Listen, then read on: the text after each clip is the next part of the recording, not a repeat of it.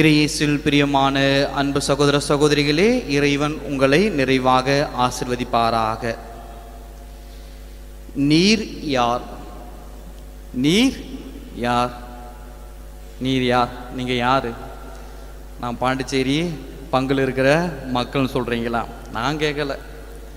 திருமுழுக்கு யோவானை பார்த்து லேவியரும் சதுசேயரும் அனுப்பிய ஆட்கள் அவரிடம் கேட்கின்றார்கள், நீங்கள் யார்? நீர் யார்? அதே கேள்விதான் நான் கேட்குறேன், நீர் யார்? இந்த கேள்வி தெரிஞ்சா நான் ஏன் கவலையாக இருக்கிறேன் ஃபாதர், நான் எப்போதும் மகிழ்ச்சியாக இருப்பேனே என்று கூறுவீர்கள். இறையேசுவில் பிரியமான அன்பு சகோதர சகோதரிகளே, நீர் யார் என்று கேள்வி நான் கேட்ட பொழுதே நீங்கள் எல்லாம் சொல்லுவீங்க, நான் ஒரு உயர்ந்த குடிமகன், அல்லது நான் ஒரு மருத்துவர், அல்லது நான் ஒரு ஆசிரியர், அல்லது நான் ஒரு அரசியல் ஊழியன், அரசாங்க ஊழியர், நான் ஒரு அரசியல்வாதி என்று தனக்கு பின் இருக்கின்ற அந்த உயர்ந்த அந்தஸ்துக்களை நம்முடைய பெயருக்கு பின்னால் போட்டு நான் இத்தகைய மனிதன் என்று நாம் கூறுவது உண்டு. அதுவே குருக்களாக இருந்தாலும் சரி, அருள் சகோதரிகள் இருந்தாலும் சரி, நான் யார் என்று கேட்கின்ற பொழுது நான் கூட சொல்லுவேன், கத்தீட்ரலுடைய அசிஸ்டன்ட், ஒரு சாதா சொல்ல மாட்டேன், பேராலயத்தினுடைய உதவி பங்கு தந்தை என்று பெருமையாக சொல்வது உண்டு. எனவே நம்முடைய வாழ்க்கையில் நாம் எப்பொழுதும் பெருமையாக பிற நினைக்க வேண்டும் என்பதற்காகவே நான் யார் என்ற அந்த ஒரு உண்மையான நிலைமையை நாம் உணர்ந்து கொள்ளாமல் என்னுடைய உயர்ந்த அந்த பெயருக்கேற்றவாறு பிறர் என்னை பெருமையாக சொல்ல வேண்டும் என்பதற்காகவே நாம் போலியாக வாழ்ந்து கொண்டு இருக்கின்றோம்.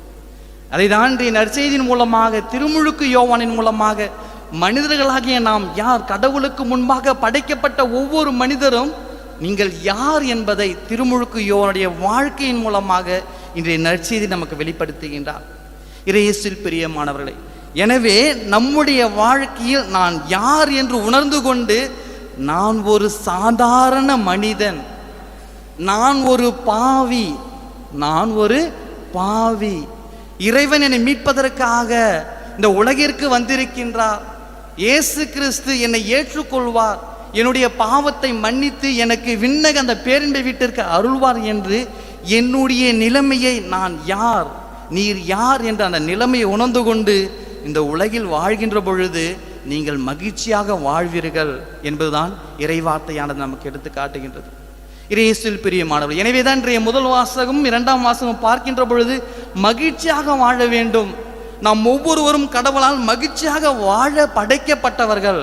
நாம் மகிழ்ச்சியாக இருக்கிறோமா? சந்தோஷமா இருக்கிறோமா? இருக்க ட்ரை பண்ணுறேன் ஃபாதர், முடியலை, இருக்க ட்ரை பண்ணுறேன், காலையில் எழுந்திரிச்ச உடனே மகிழ்ச்சியாக இருக்குன்னு ஆசைப்படுவேன். என் மனைவி முகத்தை பார்த்த உடனே அந்த மகிழ்ச்சி போயிடுது, என்னுடைய நண்பருடைய முகத்தை பார்த்தோன்னே அந்த மகிழ்ச்சி போயிடுது, என்னுடைய பகையுடைய முகத்தை பார்த்தோன்னே அந்த மகிழ்ச்சி போயிடுது. எனவே என்னால் மகிழ்ச்சியாக வாழ முடியவில்லை என்று இறைவன் கொடுத்த அந்த மகிழ்ச்சியை நாம் தடைக்கல் போட்டு தடுத்து கொண்டு இருக்கின்றோம் என்றுதான் இறைவார்த்தையானது கூறுகின்றது. எனவேதான் முதல் வாசகத்திலே இறைவனுடைய அருளை பெற்று இணைந்து நாம் வாழ்கின்ற பொழுது எப்பொழுதும் மகிழ்ச்சியாக இருப்போம் என்பதுதான் இறைவன் இன்றைய முதல் வாசகத்தில் கூறுகின்றார். இரண்டாவது வாசகத்திலே எப்பொழுதும் மகிழ்ச்சியாக இருங்கள், எப்பொழுதும் மகிழ்ச்சியாக இருங்கள். இருக்க முடியுமா? எப்போ பார்த்தாலும் மகிழ்ச்சியாக இருக்க முடியுமா? ஒரு இறப்பு வீட்டில் போயிட்டு மகிழ்ச்சியாக இருக்க முடியுமா? ஒரு வேதனையில் இருக்கின்ற பொழுது மகிழ்ச்சியாக இருக்க முடியுமா? துக்கமாக இருக்கின்ற பொழுது மகிழ்ச்சியாக இருக்குமா? சிரித்து கொண்டு மகிழ்ச்சியாக இருக்க முடியுமா என்றால் மனிதனுடைய வாழ்க்கையிலே நம்முடைய கண்ணோட்டத்தில் அது பெரிய தவறாக, ஒரு கேள்விக்குறியாக இருக்கின்றது. ஆனால் கடவுளுடைய கண்ணோட்டத்தில் அப்படி கிடையாது. நீங்கள் எப்போதும் மகிழ்ச்சியாக இருக்க வேண்டும், இடைவிடாமல் இறைவிடம் மன்றாட வேண்டும் என்றுதான் இன்றைய இரண்டாம் வாசகத்தின் மூலமாக பவுலடியார் கூறுகின்றார். இறையேசுவில் பிரியமானவரே, இந்த உக்ரைன் நாட்டிலே போரானது நடந்து கொண்டு இருக்கின்றது. அந்த போர் நடக்கின்ற பொழுது இந்தியர்கள் ஒவ்வொருவரையும் நம்முடைய இந்திய தூதரகத்தின் மூலமாக மீட்கப்படுகின்றார்கள். இந்திய மக்களை காப்பாற்றணும்னு சொல்லிட்டு என்ன பண்ணுறாங்க, அவர்களை மீட்டெடுக்கின்றார்கள். அப்பொழுது அருள் சகோதரி எம்சி கான்வென்ட்ல மதர் தெரேசாவுடைய அந்த கான்வென்ட் சகோதரிகள் அங்கு வேலை செய்து கொண்டு இருக்கின்றார்கள், பணியாற்றி கொண்டு இருக்கின்றார்கள். நோயாளிகள் மத்தியிலேயே அவர்கள் பணியாற்றி கொண்டு இருக்கின்றார்கள். அப்பொழுது நம்முடைய இந்திய தூதரகத்தின் மூலமாக, தொலைபேசியின் மூலமாக அவர்களை காப்பாற்ற வேண்டும். ஏனென்றால் அவர்கள் நம்முடைய இந்திய நாட்டு மக்கள், அவர்களை காப்பாற்றுவது நம்முடைய கடமை என்று தூதரகத்தின் மூலமாக, தொலைபேசியின் மூலமாக அழைத்த போது அவர்கள் கூறிய பதிலானது, நீங்கள் வாங்க, உங்களுக்குன்னு விமானம் தயாராக இருக்கின்றது, நீங்கள் வாங்க என்று நம்முடைய இந்திய தூதரகத்தின் மூலமாக அவர்களுக்கு அழைப்பு கொடுக்கப்படுகின்றது. அப்போது அவர்கள் கூறுகின்றார்கள், என்னை நம்பி இருக்கின்ற இந்த மக்களை விட்டுவிட்டு நான் எப்படி வர முடியும்? இதோ நோயின் மூலமாக, வலியின் மூலமாக, வேதனையின் மூலமாக இத்தகைய மக்களை விட்டுவிட்டு நான் எப்படி வர முடியும்? எனவே நாங்கள் வரலை என்று அந்த அருள் சகோதரி கூறினார்கள். நீங்கள் மகிழ்ச்சியாக இருக்கிறீங்களா? நான் இங்கே இருப்பது எனக்கு மகிழ்ச்சியாக இருக்கின்றது என்று அவர்கள் ஏற்றுக்கொள்கின்றார்கள். இயேசுவில் பிரியமானவர்களே, அந்த துன்பத்திலும் உயிர் போனாலும் சரி, நான் இறந்தாலும் சரி, கடவுளுடைய பணிக்காக இதுதான் என்னுடைய பணி, இந்த பணியை நான் மகிழ்ச்சியாக நான் ஏற்றுக்கொள்கின்றேன். நான் எப்பொழுதும் மகிழ்ச்சியாக இருக்கின்றேன். குண்டு மழை பொழிஞ்சாலும் பரவாயில்ல, எது நடந்தாலும் பரவாயில்ல, நான் மகிழ்ச்சியாக இறைப்பணிக்காக நான் ஏற்றுக்கொள்கிறேன் என்று அந்த துன்பத்திலும் வேதனையிலும் வலியிலும் அவர்கள் அதை மகிழ்ச்சியாக ஏற்றுக்கொண்டார்கள். எனவேதான் பவுலடியார்கள் உங்களால் மகிழ்ச்சியாக இருக்க முடியும் என்று இறைவார்த்தையானது தூயாவின் மூலமாக இறைவாக்கு உரைக்கப்படுகின்றது. எனவே நம்முடைய வாழ்க்கையில் நாம் எப்படி இருந்தாலும் சரி, ஒரு எதிரிகள் பகைவர் மூலமாக வலியும் வேதனைகள் வந்தாலும் சரி, இறைவனின் பொருட்டு நான் மகிழ்ச்சியாக இருப்பேன். என்னுடைய குடும்பம் ஏழ்மையாக இருந்தாலும் சரி, நான் மகிழ்ச்சியாக இருப்பேன். எப்பொழுது என்றால், நான் யார் என்று உணர்ந்து கொள்கின்ற பொழுது, நான் கடவுளால் படைக்கப்பட்ட ஒரு பாவி சாதாரண மனிதன் என்று ஏற்றுக்கொள்கின்ற பொழுது நீங்கள் மகிழ்ச்சியாக இருப்பீர்கள். அப்படி இல்லைன்னா நான் உயர்ந்தவன், நான் இந்த உலகத்திலே ஒரு பெரிய அந்தஸ்தில் இருக்கின்றவன், நான் வசதி மிக்கவன், நான் ஒரு படித்த மேதாவி என்று நீங்கள் நம்புகின்ற பொழுது, உங்களை பற்றி நீங்கள் புரிந்து கொள்ளாத போது உங்களுடைய வாழ்க்கையிலே துன்பமும் வேதனையும் அதிகமாக இருந்து கொண்டே இருக்கும். எனவே நான் என்கின்ற அந்த ஆங்காரத்தோடு, நான் தான் இவை அனைத்தையும் வழி நடத்துகின்றேன் என்று கடவுளுக்கு முன்பாக நான் யார் என்று உணர்ந்து கொள்ளாமல் இருக்கின்ற பொழுது உங்களுடைய வாழ்க்கையிலே மகிழ்ச்சியாக இருக்க முடியாது. எனவே புரிந்து கொள்ளலாம், என் குடும்பம் மகிழ்ச்சியாக இருக்கா இல்லையா என்று. அதற்கு என்ன காரணம்? நான் தான் காரணம், பிறர் கிடையாது என்பதை இன்றைய இறைவாற்றின் மூலமாக நாம் உணர்ந்து கொள்ள முடியும். இயேசுவில் பிரியமானவர்களே, எனவே நான் என்னையே எளிமையாக தாழ்த்தி கொள்கின்ற பொழுது இறைவன் என்னை உயர்த்துவார், என் குடும்பத்தை உயர்த்துவார், என்னுடைய மனைவி பிள்ளைகளை உயர்த்துவார் என்பதுதான் இறைவார்த்தை கூறுகின்றது.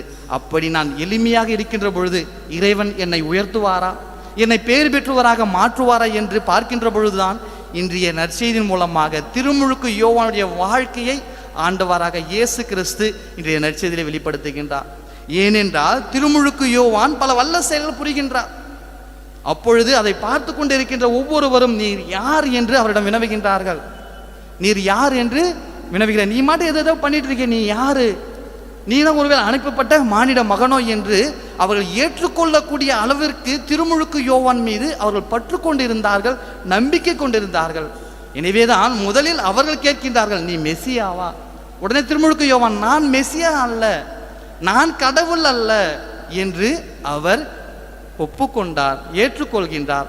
என்ன சொல்லுவாங்க, கடவுளை இல்லை என்றவன கூட நம்பிடலாம், கடவுள் நான் தான் கடவுள் என்று சொல்பவரை நம்ப முடியாது என்று வார்த்தைகள் சொல்லுவார்கள். கடவுள் இல்லை என்று சொல்லுவர்களிடம் நம்ம நம்பிக்கையாக இருப்பார்கள். ஆனால் நான் தான் கடவுள் என்று சொல்லுவரை நம்ப முடியாது, இவர்கள் தான் போலித்தனமாக இருப்பார்கள். இத்தகைய சூழ்நிலை தான் இன்றைய காலகட்டத்திலே பல மதங்களிலும் பல சபைகளும் நான் தான் இறைவன், என் மூலமாக இறைவன் இருக்கின்றான், நான் வெளிப்படுத்தேன் என்று பெருமை பாராட்டிக் கொள்கின்றார்கள்.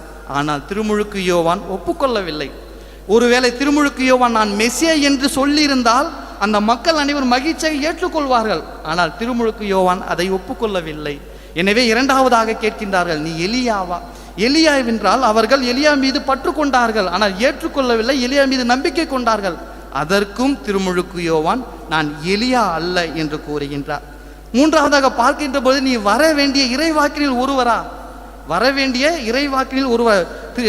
நற்செய்தியை பார்க்கின்ற போது முதலில் கடவுளால் அனுப்பப்பட்ட, அப்புறம் மெசஞ்சர் சொல்லுவாங்க, அது கூட நான் இல்லை என்று திருமுழுக்கு யோவான் தன்னையே தாழ்த்தி கொள்கின்றார். இறையேசுவில் பிரியமானவர்களே, அப்படி என்றால் நீங்கள் யார் என்று கேட்கின்ற பொழுது, நான் ஒரு கடவுளுக்கு முன்பாக நான் ஒரு குப்பை, வெப்பன்ஸ், நான் ஒரு கருவி, அது என்று திருமுழுக்கு யோவான் வெளிப்படுத்துகிறார். எப்படி என்றால், எனக்கு பின் ஒருவர் வருவார், அவருடைய மிதியடி வாரை அவிழ்க்க கூட எனக்கு தகுதியற்றவன். அப்படி என்றால் மிதியடி வாரை அவிழ்க்கக்கூடிய பணி யாருக்கு? பணியாளருக்கு இருக்கு. வீட்டில் இருக்க வேலை செய்வாங்க.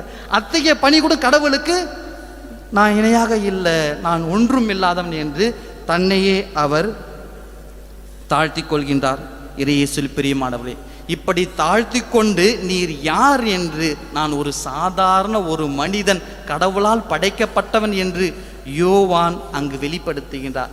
இப்படி வெளிப்படுத்துகின்ற பொழுது இறைவன் அவரை உயர்த்துகின்றார். எப்படி என்றால், இறைவன் இயேசு கிறிஸ்து பறைசாற்றுகின்றார், எலியா வந்து விட்டார் என்று இறைவாக்கின் மூலமாக கூறுகின்றார். அப்படி என்றால் இயேசு கிறிஸ்து எலியா என்று யாரை குறிப்பிடுகின்றார்?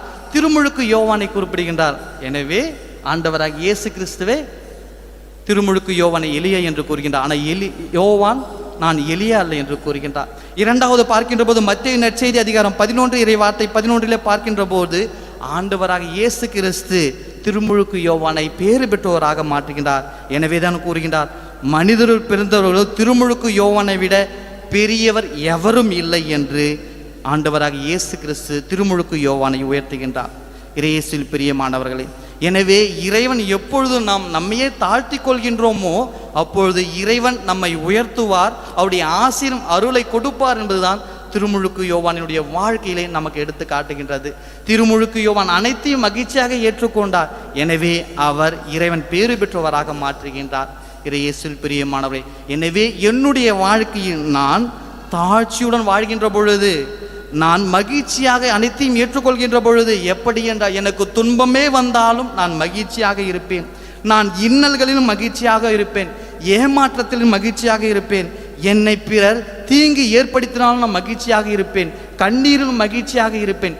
இத்தகைய செயலில் நீங்கள் மகிழ்ச்சியாக இருக்கின்ற பொழுது உங்களையே நீங்கள் நான் ஒரு பாவி என்று ஏற்றுக்கொள்கின்ற பொழுது, நாம் ஒரு பாவி என்று ஏற்றுக்கொள்கின்ற பொழுது இறைவன் நம்மை உயர்த்துவார். இயேசுவில் பிரியமானவர்களே, எனவே நாம் சிந்தித்தவர்களாக, நீர் யார் என்ற கேள்விக்கு நாம் பதிலை அறிந்தவர்களாக, நான் ஒரு பாவி என்று ஏற்றுக்கொண்டு நாம் மனமாற்றத்தோடு தொடர்ந்து பயணிப்போம். இறைவனுடைய அருளை பெற்றுக்கொள்வோம். நல்லாயன் என்றென்றும் வாழ்த்து பெறுவாராக.